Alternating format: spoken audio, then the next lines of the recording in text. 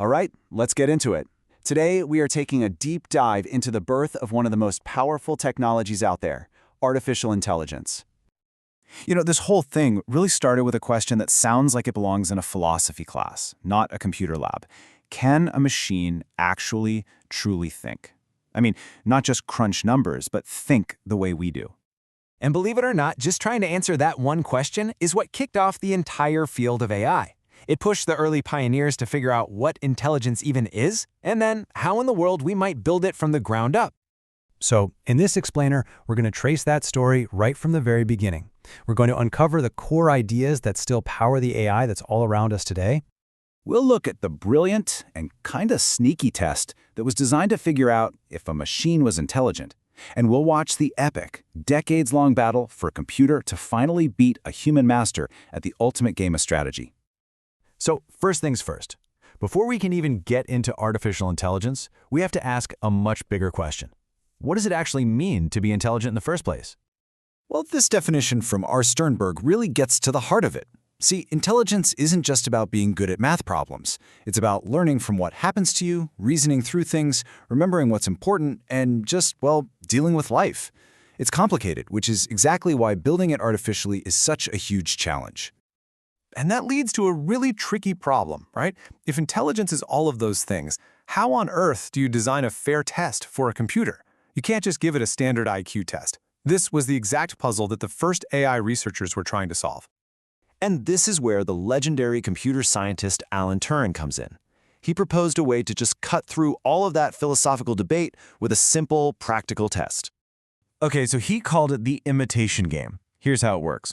First, imagine an interrogator is texting with two people, a man and a woman, and has to figure out which one is the woman. Now for step 2, you swap the man out for a computer. If that computer can fool the interrogator into thinking it's human, as often as the real person did, Turing argued that, for all practical purposes, it's intelligent. And that right there, that's the genius of it. Turing was saying, look, I don't care if the machine has a mind or if it's made of silicon and wires. What he cared about was performance. Can it do what an intelligent human can do? It was all about the what, not the how. Turing's whole focus on performance really sets the stage for the biggest philosophical fight in all of AI research, a debate that is still raging today. Basically, it breaks down into two main camps. On one side, you've got what's called weak AI. These guys are all about performance. If a machine can solve a hard problem, that's good enough. But on the other side, you have strong AI. They argue that to be truly intelligent, a machine has to actually think like a human. They're trying to build real consciousness. Okay, so let's shift gears from philosophy to the ultimate proving ground for this new science, the chessboard.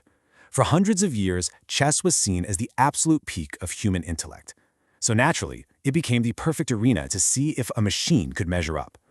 For a long time, the progress was pretty steady. Back in 1983, a program called Bell hit the master level.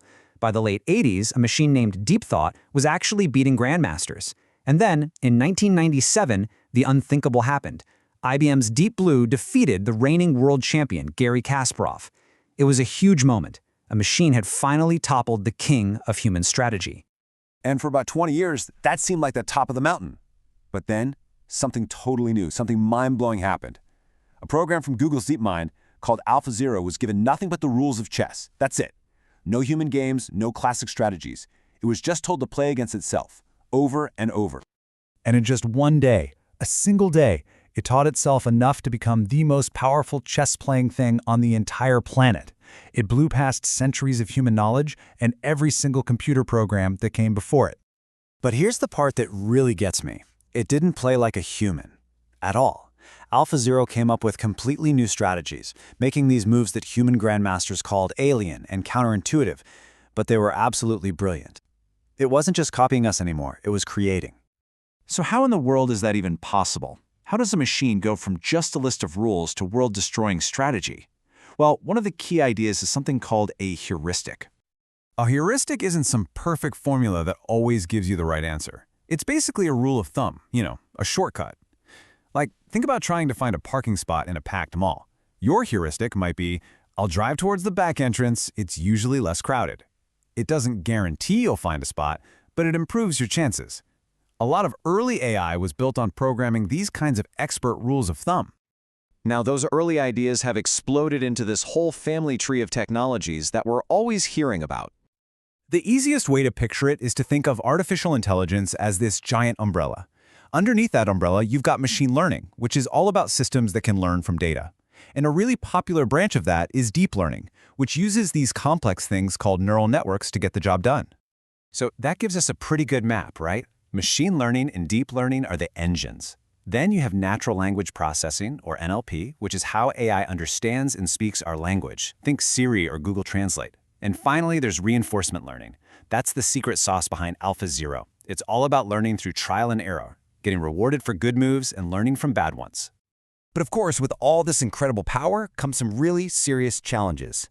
When an AI learns from tons of data created by humans, it can pick up on and even amplify our biases.